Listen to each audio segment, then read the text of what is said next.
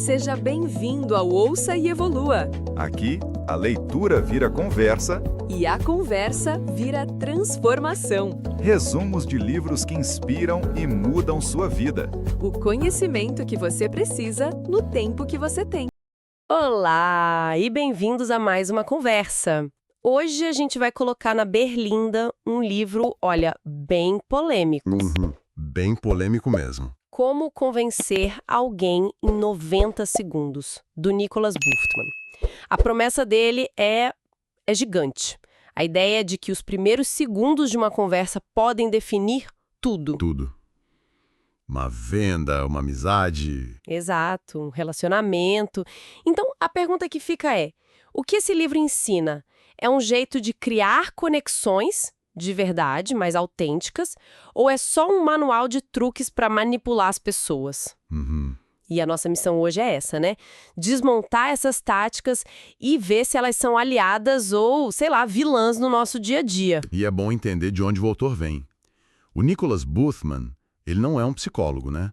Ele era fotógrafo de moda. Ah, interessante. O negócio dele era observar a gente, entender o que funciona por trás das câmeras. Daí ele mergulhou em programação neurolinguística, a PNL, e montou esse método. E ele joga um dado na mesa que, olha, faz a gente parar para pensar. Qual? Ele diz que 85% do nosso sucesso financeiro viria da nossa habilidade de se conectar com os outros, e só 15% seria conhecimento técnico. Uau! Ou seja, não adianta ser um gênio se ninguém, vai com a sua cara. Total. E o ponto de partida dele é que nosso cérebro é meio pré-histórico. Antes de qualquer papo inteligente, ele já fez um scanner e decidiu. Essa pessoa é uma ameaça ou uma oportunidade, amigo ou inimigo. E essa ideia veio do mentor dele, um cara quase folclórico chamado Francis Xavier Muldoon. Um personagem e tanto. Sim, a história mais maluca dele, que o livro conta, é de uma venda que ele foi fazer para uma empresa de marketing direto. Chegando lá, na sala do diretor, ele simplesmente abriu uma mala e jogou 2.467 envelopes no chão. Peraí, ele fez o quê? Jogou quase 2.500 envelopes no chão do escritório do cliente. Isso. Minha primeira reação seria chamar a segurança, não assinar um contrato. Como é que isso deu certo? Foi um risco absurdo, mas enquanto o diretor olhava, chocado para aquela montanha de papel, o Muldoon disse: "Esse é o tipo de resposta que vocês podem esperar se anunciarem com a gente." E pronto. Venda fechada. Assim. Venda fechada. No táxi, na volta, ele resumiu a filosofia dele pro Boothman em 3 regras. A primeira, olhe nos olhos e sorria. A segunda, seja um camaleão, espelhe a outra pessoa. E a terceira, capture a imaginação para capturar o coração. Que olhar nos olhos e sorrir, tudo bem. Isso é o básico da boa educação, né? O mínimo. Mas ser um camaleão, isso já me soa um pouco estranho. Fico imaginando a cena, sabe? Eu começo a cruzar o braço e a pessoa na minha frente, como um robô, cruza o braço também. Não fica meio óbvio? Meio falso? Esse é o risco. Se for feito de um jeito mecânico, vira uma paródia. O ceticismo aqui é fundamental. Onde que fica o limite entre criar sintonia e anular quem você é para agradar o outro? Sim. A história dos envelopes poderia ter sido um desastre completo. Parecia arrogância pura. E esse papo de camaleão, se for levado ao pé da letra, me preocupa.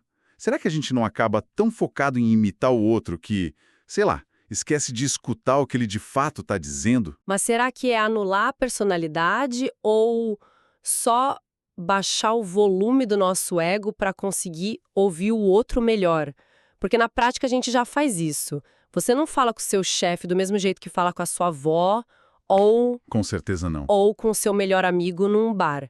A gente se adapta. Talvez o camaleão do livro seja só uma forma mais consciente, mais intencional de fazer essa adaptação que já é natural.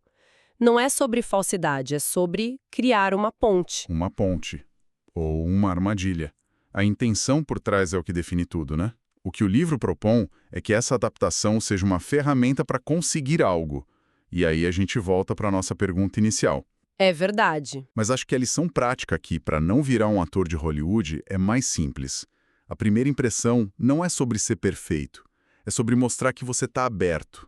Talvez um gesto mínimo, um sorriso que não seja forçado, um olhar que diga, tô aqui com você, já faça 90% do trabalho sem precisar de manual. Total. E se a primeira impressão é essa porta de entrada, como a gente se sustenta lá dentro? O Bultmann diria que as palavras são a parte menos importante.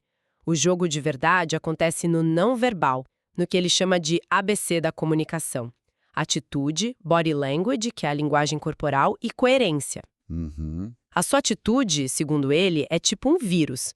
Se você entra numa sala com uma atitude positiva, você contamina o ambiente. Ele até conta o caso de um carregador de malas que ele viu dançando no aeroporto e como aquilo mudou a percepção dele sobre a cidade inteira. Sim, eu lembro dessa parte. A partir daí, ele propõe um tripé de atitudes para quem quer liderar: entusiasmo, curiosidade e humildade.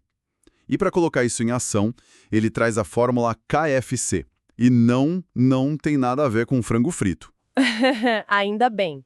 É know, saiba o que você quer; find out, descubra o que você está conseguindo; e change, mude sua abordagem até conseguir. A filosofia por trás disso é muito forte. Não existe fracasso, apenas feedback. Ah, essa frase é ótima para colocar num post-it, mas na vida real não existe fracasso, só feedback. É fácil falar isso quando não é o seu emprego que está em jogo ou um relacionamento importante que acabou de ir pro ralo, né? Sim, é duro. A fórmula KFC parece ignorar completamente o tranco emocional que uma falha causa. Às vezes a gente não precisa mudar a tática, a gente precisa de um tempo para lamber as feridas. Com certeza, a fórmula é bem pragmática, talvez até fria demais, mas a intenção, eu acho, não é ignorar a emoção, é não se tornar um refém dela. Entendi. É a ideia de que, mesmo abalado, você ainda tem o poder de analisar a situação e tentar de novo, de um jeito diferente. Isso se conecta com a tal da coerência. Ele usa a famosa regra 55387. Ah, sim, essa é clássica. A comunicação seria 55% visual, 38% tom de voz e só 7% as palavras em si. Ou seja, se você diz "estou super animado com o projeto", com o corpo curvado e uma voz de funeral, ninguém vai acreditar. A desconfiança nasce aí, nessa falta de coerência. E o espelhamento da linguagem corporal volta aqui de novo, né? Como uma forma de empatia sem palavras. Exato. Tem uma história no livro que é de arrepiar, de um brasileiro que encontra a irmã no parapeito de uma janela, prestes a pular. Nossa. Ele não sabia o que dizer, então só sentou ao lado dela e imitou exatamente a postura tensa dela. Aos poucos, ele foi relaxando o próprio corpo e ela inconscientemente foi acompanhando. Relaxou os ombros, a respiração, até que os dois saíram de lá e colocaram a arma que ela segurava no chão. Uau, isso é pesado. E mostra que essa técnica, nesse extremo, vai muito além de uma simples dica de vendas. Ela toca em algo muito profundo da conexão humana. Com certeza. Mas, voltando para o mundo corporativo, ainda me pergunto sobre a praticidade.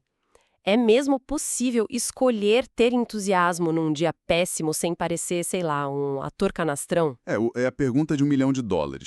Acho que não se trata de forçar um sorriso enquanto o mundo desaba, mas de entender que a atitude não é só uma reação. Pode ser também uma escolha. Uma escolha consciente. Exato.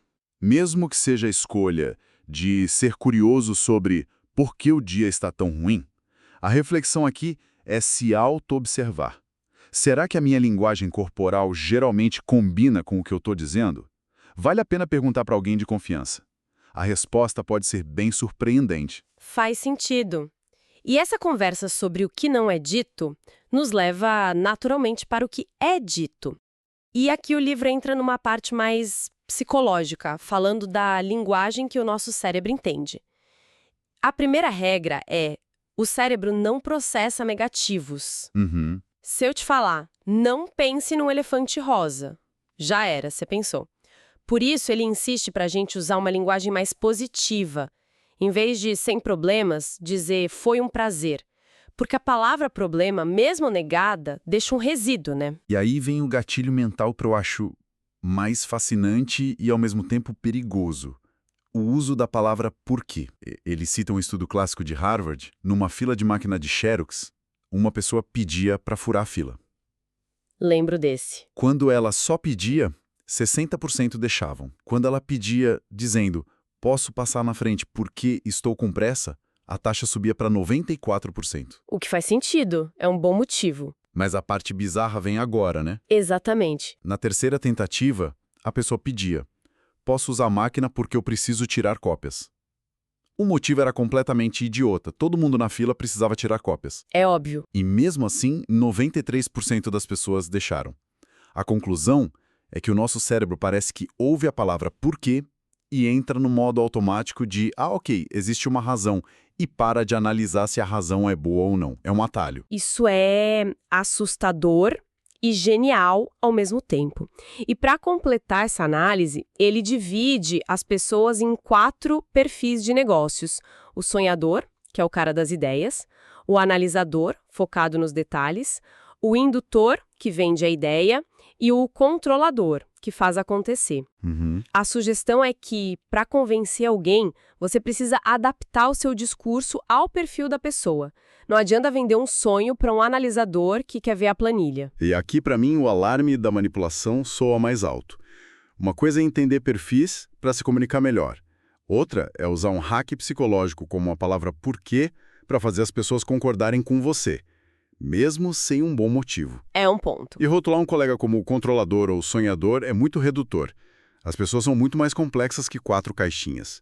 Isso pode criar um viés, um preconceito, que te impede de ver quem a pessoa realmente é. Entendo esse ponto de vista mais humanista, mas o lado comunicador em mim vê um pouco diferente. Entender os perfis não é colocar as pessoas em caixas para sempre. É só um mapa para iniciar a conversa. Um ponto de partida. Exato. É um ato de empatia, de tentar falar a língua do outro. O objetivo é ser entendida, não necessariamente estar certa. E o porquê? Bom, talvez seja só alinhar nossa fala com um software que já vem instalado no cérebro das pessoas. É eficiência. Mas eficiência a que custo? Se a razão que você dá depois do porquê é vazia ou até mentirosa, isso é ético? Estamos explorando uma falha do sistema operacional humano. É aqui que o debate fica sério. Fica mesmo. A reflexão que fica para quem nos ouvia: prestar atenção no próprio vocabulário por um dia. Quantas vezes a gente fala, não se preocupe, não hesite? Trocar por, fique tranquilo, pode me ligar. Será que muda mesmo a energia da conversa? Vale o experimento. Bom, chegamos ao fim e precisamos dar um veredito no nosso julgamento do Nicholas Boothman, recapitulando as evidências. Temos a tese da primeira impressão, como instinto de sobrevivência, a importância da atitude e da coerência não verbal, e o poder de capturar a imaginação com uma boa história ou um gesto ousado, né? Exato. E o debate central que apareceu em cada parte da nossa conversa foi a intenção. As ferramentas que o livro oferecem são como um martelo. Você pode usar para construir uma casa ou para quebrar uma janela. Boa analogia. Elas podem criar pontes de entendimento genuíno ou podem ser usadas para manipular e conseguir o que se quer a qualquer custo. E depois de toda essa discussão, eu começo a achar que a verdadeira persuasão, sabe? Aquela que dura, ela não vem de dominar a técnica perfeita.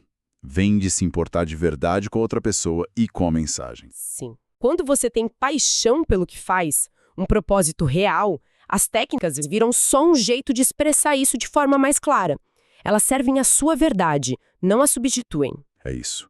E talvez o grande pulo do gato que o livro não diz com todas as letras é que todas essas técnicas são, na verdade, um treino forçado de empatia. Como assim? Ao se obrigar a espelhar alguém, a pensar no perfil da pessoa, a escolher uma atitude mais aberta, você está forçando o seu cérebro a sair do próprio umbigo e a considerar de verdade a perspectiva do outro. A técnica é só a porta de entrada para a empatia. Gostei disso. E no fim, o livro nos joga uma responsabilidade enorme no colo. A culpa pela falha na comunicação é sempre de quem emite a mensagem. Se não te entenderam, o problema é seu. Isso, por si só, já muda o jogo. Muda completamente e, com isso, a gente deixa um pensamento final para reflexão. Depois de analisar todas essas táticas, a pergunta que fica é: ao nos comunicarmos, nosso objetivo principal deve ser a eficiência da persuasão ou a autenticidade da nossa expressão? E a provocação final é: será que, no fundo, a forma mais poderosa e eficiente de persuasão não é justamente a mais autêntica? Se você curtiu esse conteúdo, já deixa seu like aqui no vídeo, se inscreve no canal e ativa o sininho para não perder os próximos episódios.